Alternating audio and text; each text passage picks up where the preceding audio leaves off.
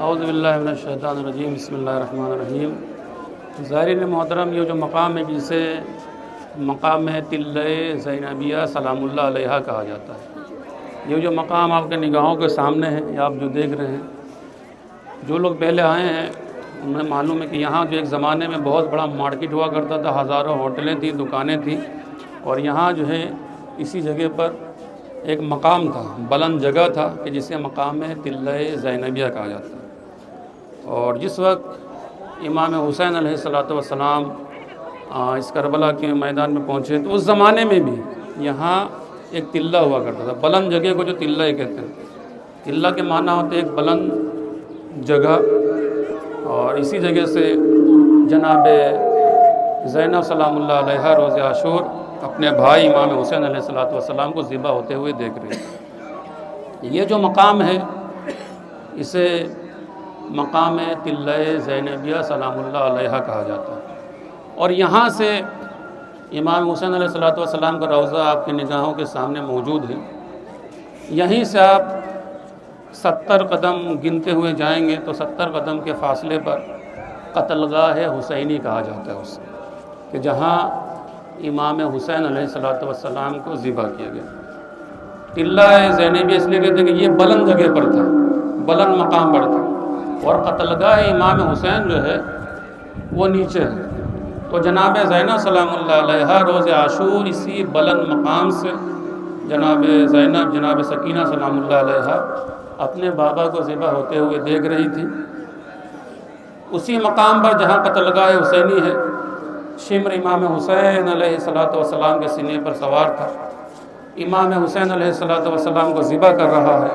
اسی تلہ زینبیہ سے جناب زینب سلام اللہ علیہا فریاد کر رہی تھی کہ اے کربلا کی سرزمین، ارے ذرا بلند ہو جا، ارے میرا بھیا حسین مجھے نظر نہیں آ رہا ہے، ارے میں اپنے بھیا حسین کو دیکھنا چاہتی ہوں۔ عزیزان محترم، ادھر سے امام حسین علیہ السلام دعا کر رہے ہیں کہ اے کربلا کی سرزمین، ارے تو پست ہو جا، ارے زینب اس منظر کو برداشت نہ کر پائے گی۔ عزیزان گرامی، یہی وہ مقام ہے کہ جہاں سے جناب زینب الیہ مقام اپنے بھائی حسین کو ذبح ہوتے ہوئے دیکھ رہی تھی۔ عزیزان گرامی، جناب سکینہ بھی موجود تھی۔ جناب سکینہ نے کہا کہ اے پھوپھی اماں، کیا بابا کو معلوم نہیں تھا کہ یزید شمر جو ہے میرے بھیا کو پانی نہیں دے گا؟ کہا کہ ہاں معلوم تھا۔ کہا پھر پانی مانگا کیوں تھا؟ کہا کہ پانی اس لیے مانگا تھا تاکہ بعد میں یہ کوئی نہ کہہ سکے کہ اگر حسین پانی مانگتے تو ہم دے دیتے۔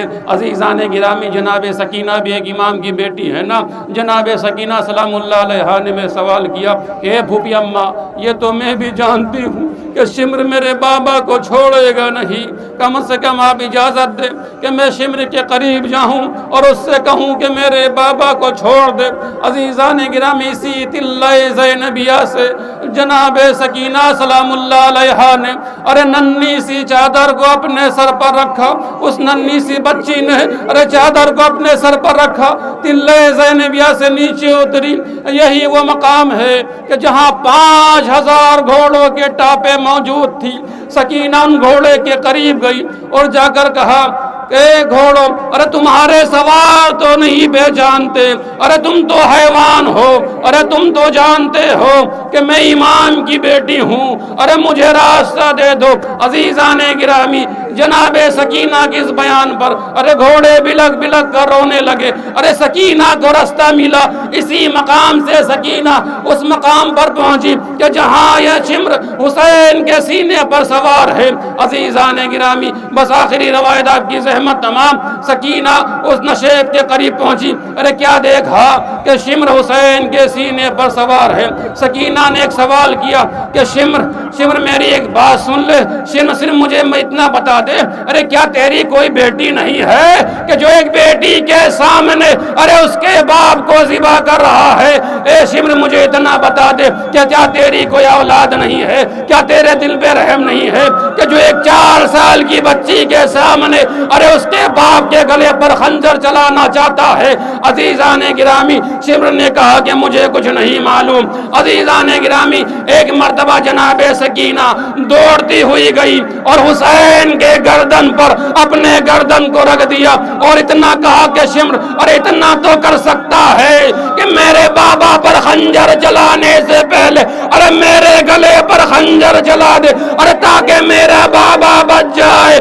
عزیزان گرامی، شمر نے خنجر کو پھینکا، سکینہ کو تسلی ہوئی ارے شمر کے دونوں ہاتھ خالی ہے کہ شاید شمر میرے بابا کو چھوڑ دے۔